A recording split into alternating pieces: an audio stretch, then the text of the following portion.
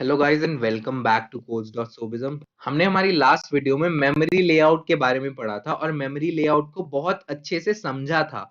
और आज हम अपनी वीडियो में स्टैक के बारे में और हीप के बारे में समझने वाले हैं। और यहाँ पर इस प्रोग्राम के थ्रू मैं समझाऊंगा कि जब ये प्रोग्राम हमारा रन होता है तो मेमोरी में कैसे काम चल रहा होता है। हमारे ये प्रोग्राम देखो, ये छोटा सा प्रोग्राम है और इस टाइप के प्रोग्राम हम बनाते आए हैं। हम यहाँ पर ऐड फंक्शन, सब्ट्रैक्ट फंक्शन, ऐसे फंक्शंस बनाते आए हैं और उन्हें कॉल करके रन कराते आए हैं मेन फंक्शन में। इसमें हो क्या रहा है, stdio.h फाइल इंक्लूड कराई है और उसके बाद हमने ये ऐड फंक्शन बनाया है जिसकी पैरामीटर लिस्ट भी वॉइड है और उसका रिटर्न टाइप भी वॉइड है। और उसके अंदर क्या हो रहा है, वो दो नंबर्स को ले रहा है और उनका सम प्रिंट करा रहा है। तो यहाँ पर ये इतना सा इसका काम है। उसके बाद ये रिटर्न कर रहा है, ये वॉइड रिटर्न करेगा, मतलब यहाँ कुछ भी नहीं लिखना आपको वॉइड के लिए। तो ये हमारा फंक्शन रिटर्न देखते ही खत्म हो जाएगा।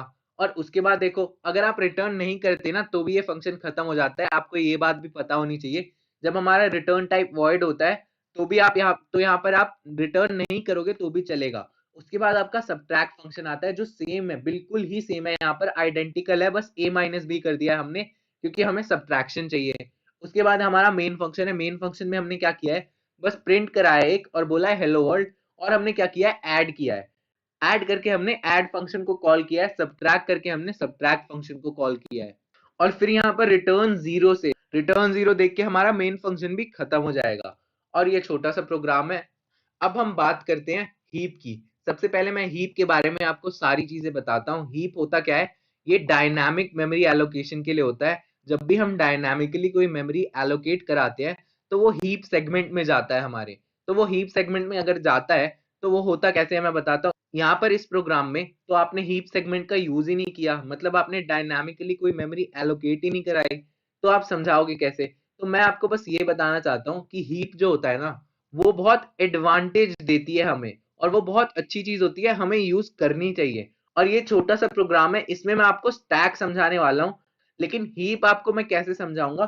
देखो, मान लो अगर आपको इस प्रोग्राम में कहीं पर भी मेमोरी एलोकेशन करानी है, मान लो यहाँ पर ये देखो, ये आपको दो वेरिएबल्स बनाने थे int टाइप के। तो आप ऐसे करा सकते हो कि malloc को कॉल करो और 8 बाइट्स की मेमोरी उससे मांग लो। 8 बाइट्स मतलब उसमें दो वेरिएबल स्टोर हो सकते हैं इंटीजर टाइप के। तो हम उसमें दो वैल्यूज डाल देंगे।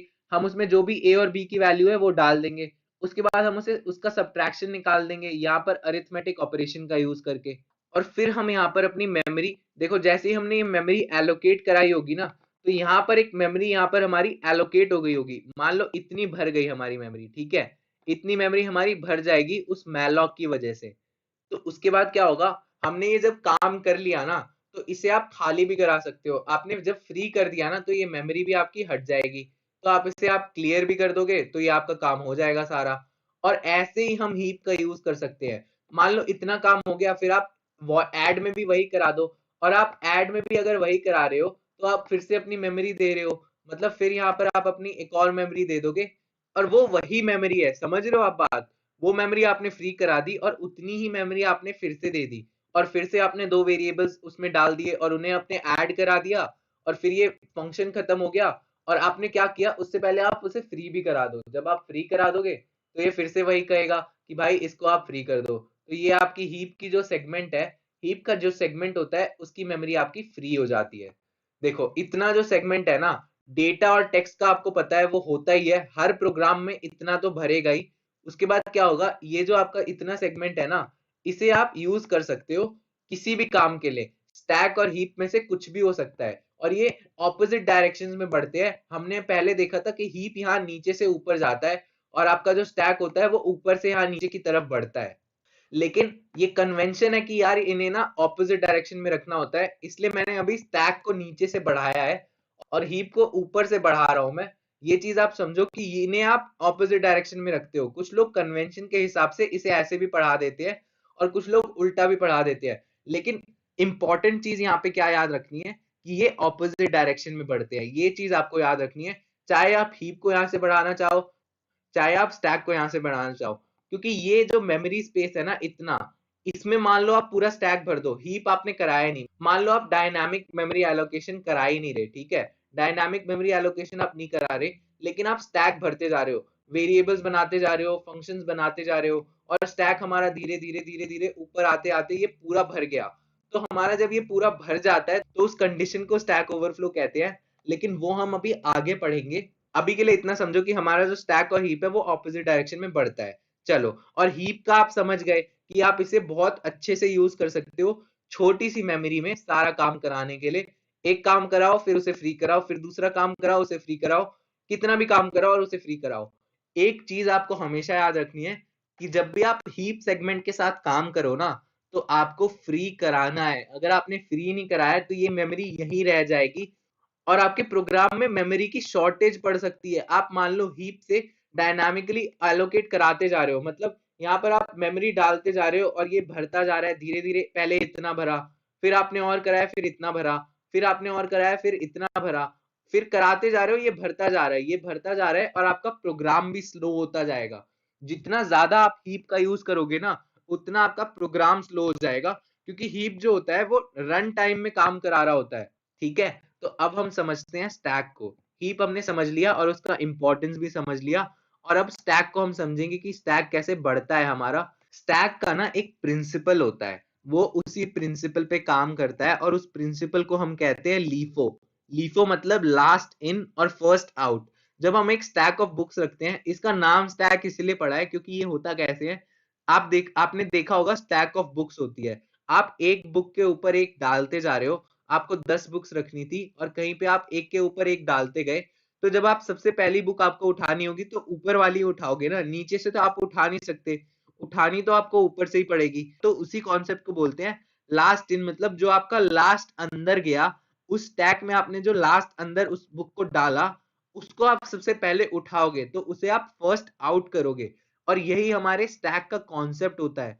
ये होता कैसे है मैं आपको बता देता हूँ। देखो, मान लो आपने एक बुक डाली, एक बुक डाल दी, फिर उसके ऊपर आपने दूसरी बुक डाल दी, फिर उसके ऊपर आपने तीसरी बुक डाल दी, और आप बुक्स डालते जा रहे हो और आप स्टैक भी आपकी ऐसे ही बढ़ती है। अभी हम देखेंगे इस प्रोग्राम के थ्रू कि आपका स्टैक कैसे बढ़ता है। ये स्टैक आपकी बढ़ती जा रही है, ये बुक्स हैं, बुक्स को रिप्रेजेंट कर रहा है ये। अब आपने ये बुक डालते गए डालते गए डालते गए, जो आखिरी बुक है आपने डाल दी। अब आपको कभी बुक्स उठानी है, तो आप फर्स्ट कौन सा आउट करोगे? फर्स्ट आप इसी बुक को आउट करोगे जो आपकी लास्ट अंदर गई थी। तो इसी कॉन्सेप्ट को बोलते हैं लास्ट इन फर्स्ट आउट। आप लिख लो, ये कॉन्सेप्ट होता है लीफो। लीफो आपके लिए बहुत इंपॉर्टेंट है समझना, और ये स्टैक का प्रिंसिपल होता है। स्टैक लीफो के प्रिंसिपल पे ही वर्क करता है। तो गाइस, आई होप आपको लीफो समझ आया हो। अब हम आगे स्टैक को देखते हैं कि एक प्रोग्राम में वो कैसे होता है। होता क्या है यहाँ पर, आपका सबसे पहले आपको पता है हमेशा मेन फंक्शन ही कॉल होता है। इस प्रोग्राम के लिए अगर मैं समझाऊं तो ये प्रोग्राम आपने लिख लिया, उसके बाद आपने रन करने के लिए भेज दिया। रन करने के लिए जब भेजा तो हुआ क्या होगा, सबसे पहले ये प्रोग्राम आपका मशीन कोड में कन्वर्ट होता है। मशीन कोड में कन्वर्ट होते ही इसने एक टेक्स्ट सेगमेंट ले लिया और इतनी आपकी जो मेमोरी है उसे भर लिया इसने। इतनी मेमोरी आपकी भर गई, उसके बाद क्या हुआ, और आपको ना एक मेमोरी स्पेस मिलती है, इसे वर्चुअल मेमोरी स्पेस जैसे समझो। ये एक वर्चुअल मेमोरी स्पेस है। इतना आपको रैम में जगह मिल जाएगी इस प्रोग्राम के लिए, और आपको इतने में ही सारा काम अपना करवाना है। ये चीज बहुत इंपॉर्टेंट है समझने के लिए, इसीलिए हम मेमोरी लेआउट को पढ़ते हैं, कि बंदा अच्छे से समझ पाए कि मेमोरी लेवल पे काम कैसे हो रहा है। तो यहाँ पर हमारा टेक्स्ट सेगमेंट हो गया, फिर हमारा डेटा सेगमेंट आता है। इस प्रोग्राम के लिए तो अगर आप देखो तो डेटा सेगमेंट में कुछ भी नहीं है, क्योंकि हमने ना कोई ग्लोबल वेरिएबल बनाया है, ना कोई स्टैटिक वेरिएबल बनाया है, ना कोई एक्सटर्न वेरिएबल है, ना हमने उसे कांस्टेंट बनाया, ना हमने उसे इनिशियलाइज कराया। तो यहाँ पर कुछ भी नहीं है ऐसा। तो इस प्रोग्राम के लिए डेटा सेगमेंट आपका फ्री रहेगा, मतलब यहाँ पर टेक्स्ट के बाद कुछ भी नहीं रहेगा। तो आप ऐसे अज्यूम करके चलो कि इस प्रोग्राम के लिए नहीं होगा, लेकिन नॉर्मली मान लो कि कोई एक बड़ा सा लंबा सा प्रोग्राम है। मैं बस ये इस प्रोग्राम के लिए आपको समझा रहा हूँ, लेकिन अगर हम नॉर्मली प्रोग्राम्स के लिए देखें तो डेटा सेगमेंट भी होता है। उसके बाद आप देखो क्या होगा, उसके बाद यहाँ पर सबसे पहले क्या होगा, आपका प्रोग्राम रन होना जब शुरू हो जाता है तो सबसे पहले मेन फंक्शन कॉल होता है। मेन फंक्शन को हम कॉल करते हैं, तो मेन फंक्शन के अंदर हमारा प्रोग्राम घुस के, मतलब कंपाइलर घुस के रीड करना शुरू करता है। तो सबसे पहले जब मेन फंक्शन कॉल हुआ ना, तो उसने बोला कि भैया मुझे एक मेमोरी चाहिए। तो ये आपका जो मेमोरी लेआउट है उसमें एक जगह लेगा, और यहाँ पर आप लिखो, इसको आप बोलोगे मेन फंक्शन। मैं यहाँ पर लिख नहीं पा रहा इसे क्योंकि मैं माउस का यूज कर रहा हूँ, लेकिन आप अपनी नोटबुक में लिख सकते हो इसे। ये आपका मेन फंक्शन की मेमोरी भर गई। ठीक है, तो आपका स्टैक अब ऊपर उठना शुरू हो चुका है। स्टैक ऊपर उठना शुरू हो चुका है, आपने मेन फंक्शन को कॉल किया, मेन की मेमोरी भर गई। अभी आप ये मानो, आपको कोई बोले कि यार मेन में क्या मेमोरी होती है। मेन एक फंक्शन है भाई, और मेन में बहुत सारी चीजें हो रही हैं। तो मेन, इसको हम बोलते हैं मेन का स्टैक फ्रेम। इतना जो पार्ट है इसको हम बोलेंगे मेन का स्टैक फ्रेम। इन चीजों को आप लिख सकते हो क्योंकि आप बाद में भूल जाओगे। आपका ये मेन का स्टैक फ्रेम बन गया। और इस मेन के स्टैक फ्रेम में होता क्या है मैं बता देता हूँ। जितने भी फंक्शन कॉल्स हैं आपके, उनकी मेमोरी थोड़ी बहुत, और आपके जितने भी वेरिएबल्स बन रहे हैं ना, आप नॉर्मल जो लोकल वेरिएबल्स जिन्हें हम बोलते हैं लोकल वेरिएबल्स, जैसे इंट ए, कैर सी, या फिर इंट एर, आपका एक एरे बन गया। तो ये सारी चीजें यहीं पे स्टोर होती है। और मैं यही चीज आपको बता रहा था, स्टैक जो होता है ना वो स्टैटिक मेमोरी एलोकेशन को हैंडल करता है। जितने भी स्टैटिक मेमोरी एलोकेट होगी ना, जैसे इंट ए, जितना भी आप नॉर्मल वेरिएबल्स डिक्लेयर करोगे, ये सारे आपके फंक्शन कॉल्स में ही आ जाएंगे। और स्टैक भरता कैसे है, फंक्शन कॉल्स से भरता है। और किसी भी फंक्शन के स्टैक फ्रेम में, ये आपका फंक्शन का स्टैक फ्रेम है मेन फंक्शन का, और इसी में आपके सारे वेरिएबल्स भी होंगे। एक आपका सेगमेंट होगा वेरिएबल्स के लिए, इसमें आपके सारे वेरिएबल्स होंगे। और आपका मान लो ये इतना भर गया, ठीक है, इतना हम मान के चल रहे हैं कि इतना भर गया। उसके बाद क्या हुआ, इस printf फंक्शन ने अपने आप को कॉल किया। तो भैया printf फंक्शन भी तो एक फंक्शन है, इसका एक स्टैक फ्रेम बनेगा। आप यहाँ पर एक छोटा सा मान लो, ये फंक्शन छोटा होता है, इसका भी एक काम होता है, लेकिन ये एक प्री डिफाइंड फंक्शन है। तो इसका मतलब ये तो नहीं है ना कि प्री डिफाइंड फंक्शन है तो उसका कोई काम नहीं है और उसमें कुछ लिखा नहीं होगा। इसमें कुछ ना कुछ लिखा होगा, ठीक है।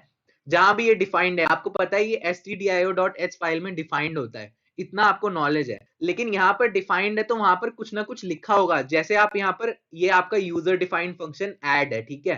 तो आप ऐड को जब बुला रहे हो, तो ऐड क्या कर रहा है, ऐड कुछ काम करा रहा है जो आपने बताया। लेकिन प्रिंटफ क्या कराता है, वो भी कुछ काम कराता है भाई। वो चीजों को कंसोल पे प्रिंट कराता है। वो प्रिंट कराता है तो वो भी तो काम करा रहा है, उसके अंदर भी कुछ ना कुछ लिखा होगा। जैसे ऐड में लिखा हुआ है, वैसे ही प्रिंटफ में भी लिखा होगा। और ये जो printf फंक्शन का स्टैक फ्रेम है ना, यहाँ पर आप लिख लो ये printf फंक्शन का स्टैक फ्रेम है।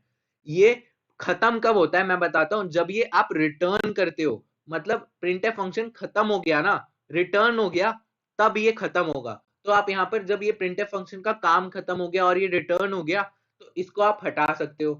तो यहाँ पर printf फंक्शन की जो मेमोरी थी वो खाली हो गई, ठीक है। फिर हमने ऐड फंक्शन को बुलाया, तो देखो अब ऐड की कैसे भरेगी मेमोरी। ऐड को जब हमने बुलाया तो उसने बोला कि भाई मुझे एक जगह चाहिए। उसने जगह ले ली, और उसने जगह जैसे ही ली, वैसे ही इसके अंदर फिर हमारा कंपाइलर ढूंढेगा भाई इसने कितने वेरिएबल्स बना रखे हैं। तो आप देखो हमने दो वेरिएबल्स डिफाइन कर रखे हैं, तो इंट ए और बी के लिए भी यहाँ पर थोड़ी सी जगह हो जाएगी। और यहाँ पर इस टैग फ्रेम में, इसको आप लिखो ये ऐड के लिए है, इस टैग फ्रेम में आपकी थोड़ी सी मेमोरी आपके वेरिएबल्स के लिए भी होगी। और इतनी ये आपके जो मेमोरी लेआउट है इसमें जगह ले रहा है, ठीक है। अब होगा क्या, अब होगा क्या, इसमें ये अंदर घुसेगा तो इसने देखा यार ये तो printf फंक्शन को बुला रहा है। ये printf फंक्शन को जैसे ही बुलाएगा, अब printf फंक्शन बोलेगा भाई मुझे मेमोरी चाहिए। तो printf फंक्शन थोड़ी मेमोरी लेगा और स्टैक आपका ऊपर बढ़ाएगा, और फिर वो अपना काम करा लेगा। और जब ये रिटर्न हो जाता है, जैसे हमारे फंक्शंस में रिटर्न टाइप होता है, इसमें वॉइड है, वैसे ही printf भी रिटर्न होता है। जब ये रिटर्न हो गया, इसने अपना काम करा लिया, तो ये जो मेमोरी होती है उसके बाद ये रिलीज करता है। तो ये आपकी मेमोरी फिर रिलीज हो गई, फिर ये नीचे आया, ये तो आपका डिफाइन हो चुका है यहाँ पर पहले से ही। तो फिर ये scanf फंक्शन को देखेगा। फिर यार scanf भी तो एक फंक्शन ही है ना, तो scanf अपना काम कराएगा। scanf अपना काम कराने के लिए आपसे बोलेगा कि यार आप मेमोरी में मुझे जगह दो। फिर ये मेमोरी में अपनी जगह लेगा और स्टैक आपका ऊपर आते जा रहा है। और अब क्या हो रहा है देखो, यहाँ पर हमने scanf को बुलाया, scanf ने अपना काम किया, और यहाँ पर सारे आपके scanf के काम हो गए। काम होने के बाद क्या होगा, scanf भी रिटर्न हो जाएगा। मतलब अब scanf का काम खत्म हो चुका है, और scanf हम नहीं देख रहे, अब हम आगे बढ़ेंगे तो scanf अपनी मेमोरी रिलीज कर देगा। scanf की मेमोरी रिलीज हो गई तो फिर से हमने printf को बुलाया, तो ये फिर से printf अपनी जगह भरेगा। printf ने अपनी जगह भरी, तो ये क्या हुआ, द सम इस परसेंटेज डी प्रिंट हुआ, और उसके बाद अपना काम हुआ। तो ये काम जब हो गया तो printf फिर से अपना रिटर्न कर देगा, मतलब खत्म हो जाएगा। तो ये फिर से आपका खाली हो गया। अभी हमारा ऐड फंक्शन खाली नहीं हुआ, और ऐड फंक्शन के ऊपर स्टैक भर रहा था, कम हो रहा था, क्योंकि ये फंक्शंस इसके अंदर हमने और बहुत सारे बुलाए हैं।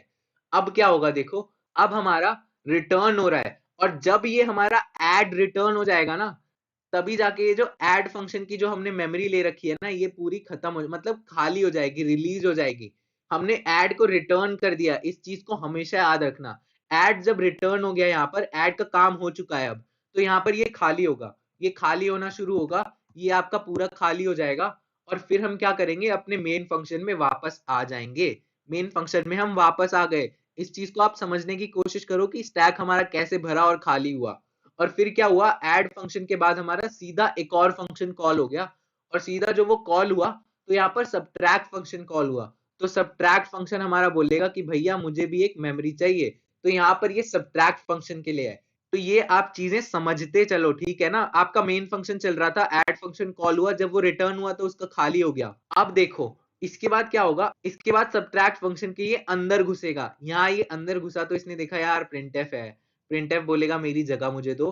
प्रिंटफ अपना काम कराएगा, काम कराने के बाद जब ये रिटर्न हो जाएगा तो ये जितनी मेमोरी इसने ली होगी ये खाली हो जाएगी। ये खाली हो गई। उसके बाद आपको ये चीज पता होनी चाहिए कि जब ये सबट्रैक्ट बना तो इसने अपने स्टैक फ्रेम में, इसे हम स्टैक फ्रेम बोलते हैं, तो इसने अपने स्टैक फ्रेम में ए और बी के लिए जगह बना ली। ए और बी इसने बना लिए, ठीक है। तो ये स्टैटिक मेमोरी एलोकेशन का जो काम होता है ये स्टैक में ही होता है। उसके बाद क्या होगा, आपका सबट्रैक्ट फंक्शन अभी चल ही रहा है, समझ रहे हो ना। तो यहाँ पर स्कैनफ फंक्शन कॉल होगा। अब स्कैनफ फंक्शन कॉल होगा, ये अपनी जगह लेगा, ये अपना काम कराएगा। ये अपना काम कराने के बाद क्या बोलेगा, भाई मेरा काम हो गया, मैं रिटर्न हो रहा हूँ, और रिटर्न होके ये खाली हो जाएगा। उसके बाद फिर से प्रिंटफ फंक्शन कॉल होगा, प्रिंटफ फंक्शन फिर से अपनी जगह लेगा, फिर अपना काम कराएगा, और फिर वो भी खाली कर देगा। रिटर्न होने के बाद ही खाली करेगा। उसके बाद क्या होगा, अब अपना सबट्रैक्ट फंक्शन भी रिटर्न होने वाला है। सबट्रैक्ट फंक्शन अपना रिटर्न होगा। जैसे ही ये रिटर्न होगा, ये अपनी मेमोरी छोड़ देगा, रिलीज कर देगा, और ये खाली हो जाएगा। अब ये फिर अपना यहाँ पर आ जाएगा। तो अब देखो हमारा ये मेन फंक्शन था, अब ये मेन फंक्शन में सबट्रैक्ट भी हो चुका है, और अब ये रिटर्न 0 है। अभी तक हमने देखा था कि सबट्रैक्ट रिटर्न कर रहा था, प्रिंटफ भी रिटर्न होता है, स्कैनफ भी रिटर्न होता है, ये सारे रिटर्न हो रहे थे। लेकिन अब हमारा मेन फंक्शन ही भाई रिटर्न हो रहा है। तो मेन फंक्शन जब रिटर्न होगा तो ये जो मेमोरी थी ये भी खाली हो जाएगी, आपके जो मेन फंक्शन की मेमोरी है। और उसके बाद आप समझो आपका प्रोग्राम ही खत्म हो गया। तो आपका मेमोरी लेआउट भी क्लियर हो गया, और आपका जो प्रोग्राम का काम था वो भी हो गया, और जो आपको रैम में मेमोरी लेनी थी वो आपने अपना काम करा लिया। आई होप आप ये चीज समझे हो मैं क्या बोल रहा हूँ। और आपका ये जो प्रोग्राम होता है ना, ये 1 या 2 KB का होता है यार, बस। आपका ये प्रोग्राम बहुत बड़ा नहीं होता, ये मैं आपको दिखा देता हूँ यहाँ पर। आप अपने सी प्रोग्रामिंग के फोल्डर में जाओ तो आप देखोगे इतने सारे आपके प्रोग्राम्स हैं। ये 1 KB, और यहाँ पर ये आपका एप्लीकेशन 45 KB का है। तो ये आपके रैम में नहीं है, ये आपके हार्ड डिस्क में सेव हो रहे हैं। मतलब आपके कंप्यूटर की नॉन वॉलेटाइल मेमोरी जो होती है, ये आपके डिस्क जो है, लोकल डिस्क, जहां पर भी आप सेव करोगे, ये डेस्कटॉप पे सेव है तो आपके लोकल डिस्क सी में सेव हो रही है। लेकिन जो आपका रैम होता है ना, वो वॉलेटाइल मेमोरी होती है। और जब हम किसी प्रोग्राम को रन कराते हैं ना, तो वो काम हमारा मेमोरी लेवल पे ही हो रहा होता है। यही चीज आपको समझानी थी। तो ये आपका स्टैक और आपका हीप का काम होता है। आई होप आप स्टैक को समझे हो, कि जो सबसे पहले ऊपर होता है ना, उसी को सबसे पहले आप निकाल सकते हो। स्टैक भरते जा रहा है, मान लो जो सबसे ऊपर होगा ना वो पहले निकलेगा, उसके बाद नीचे वाला निकल सकता है। जैसे हमने देखा भी था, मेन फंक्शन यहाँ पर बन गया था, मेन फंक्शन आ गया था, उसके ऊपर आप नई चीज डाल रहे थे, ठीक है। और जब वो आप रिटर्न कर रहे थे ना, तो वो पहले रिटर्न होगी, पहले आप मेन फंक्शन रिटर्न नहीं कर सकते। यही आपका कॉन्सेप्ट होता है स्टैक का। और स्टैक में बन क्या रहा होता है, स्टैक में बन रहे होते हैं स्टैक फ्रेम्स। स्टैक फ्रेम्स हमारे फंक्शंस के लिए बन रहे होते हैं, और उन्हीं फंक्शंस में हमारा स्टैटिक मेमोरी एलोकेशन भी हो रहा होता है। तो आई होप आपको समझ आया हो कि आप हीप का कैसे यूज कर सकते हो, और स्टैक का कैसे यूज कर सकते हो। स्टैक को आप कभी भी चाहो तो फ्री नहीं कर सकते। मान लो यहाँ पर आपने मेन में 100 वेरिएबल्स बना दिए, ठीक है। और मैं बड़े लेवल पे बात कर रहा हूँ, आपने अगर बहुत बड़ा प्रोग्राम बनाया, ये तो बहुत छोटा प्रोग्राम था और मैंने इससे आपको स्टैक के बारे में समझाया। लेकिन आपके मेन फंक्शन में मान लो 1000 वेरिएबल्स या 100 वेरिएबल्स, मान लो 100 वेरिएबल्स आपने बना लिए मेन फंक्शन में, और वो आपने बस डिफाइन की है, मतलब आपने स्टैटिकली एलोकेट कराया है उन्हें। तो क्या होगा, वो मेन फंक्शन की मेमोरी बड़ी होगी बहुत, ठीक है। तो मेन फंक्शन का जो स्टैक फ्रेम होगा वो थोड़ा बड़ा होगा, और फिर क्या हो रहा होगा, वो बहुत ज्यादा मेमोरी ले रहा है। तो उसके बाद क्या होगा, आप ऊपर कुछ भी डालोगे ना, तो धीरे धीरे ये बढ़ता जाएगा। आपने देखा था कि आपने इसके अंदर एक और फंक्शन को कॉल किया, मान लो आपका सबट्रैक्ट फंक्शन है, ठीक है। सबट्रैक्ट फंक्शन मान लो बहुत बड़ा होता, तो क्या होता, सबट्रैक्ट फंक्शन में आप प्रिंटफ को कॉल करते, और आपने सबट्रैक्ट फंक्शन में भी एक और फंक्शन को मान लो कॉल कर दिया, ठीक है, सब्ट्रैक्ट फंक्शन के अंदर ही आपने ऐड फंक्शन को कॉल कर दिया, आपको पता है ये चीज हो सकती है, तो ऐड फंक्शन की मेमोरी भर गई। तो जब तक ऐड रिटर्न नहीं होगा ये मेमोरी खाली नहीं होगी, और जब तक आपकी ऐड की मेमोरी खाली नहीं होगी ये इतना भरा ही रहेगा। और ऐड के अंदर भी तो बहुत सारी चीजें हो रही है ना, प्रिंटफ फंक्शन कॉल हो रहा है, और मान लो आपने फिर से ऐड में किसी और फंक्शन को कॉल कर दिया, तो आपका ये और भर गया, और फिर आपने उस फंक्शन में किसी और को कॉल कर दिया, मतलब calling a function with in a function. आप अगर ये चीज करते जा रहे हो ना, और इसको आप मेमोरी लेवल पे समझ के नहीं करोगे ना, तो आप गलतियां कर सकते हो। और स्टैक अगर आपका पूरा जब भर जाता है ना, तो उसे हम बोलते हैं स्टैक ओवरफ्लो। और स्टैक ओवरफ्लो को हम आगे समझेंगे, उस कंडीशन को मैं समझाऊंगा और सारी चीजें भी आपको समझाऊंगा। और आपको बस मैं यहाँ पर ये बताना चाहता था कि जो फंक्शन कॉल्स जितने भी होते हैं ना, वो सारे फंक्शन कॉल्स हमारे एक स्टैक फ्रेम बना देते हैं, और स्टैक वैसे ही बढ़ती जाती है। और स्टैक जो हमारी होती है वो लीफो पे वर्क करती है। आपका जो लास्ट इन होता है वो फर्स्ट आउट होता है, जो आपका लास्ट ऊपर आया है स्टैक में वो सबसे पहले बाहर जाएगा, उसके बाद ही उसके नीचे वाले बाहर जा सकते हैं। यही आपका स्टैक का कॉन्सेप्ट था, हीप का कॉन्सेप्ट था, और मेमोरी लेआउट का कॉन्सेप्ट था। आई होप आपको हर चीज समझ आई हो, और आप कमेंट करना कि आपको कैसा लगा ये वीडियो और कैसे ये चीजें आपको समझ आई हो। और अगर कोई सजेशन हो कुछ भी हो तो आप कमेंट करना, और लाइक करना इस वीडियो को, और शेयर करना यार लोगों के साथ, ताकि वो स्टैक और हीप के बारे में बहुत अच्छे से समझ पाए। और मैं आपको आगे नेक्स्ट वीडियोस में मिलूंगा, मैं थोड़ा रिकर्शन और स्टैक के बारे में बताऊंगा, रिकर्शन और स्टैक कैसे साथ में काम करते हैं उस चीज के बारे में हम समझेंगे। और धीरे धीरे हम स्टैक ओवरफ्लो के बारे में भी समझने वाले हैं। तो आप जल्दी से आगे वाली वीडियोस देखना। तो guys thank you, and I will see you in the next video.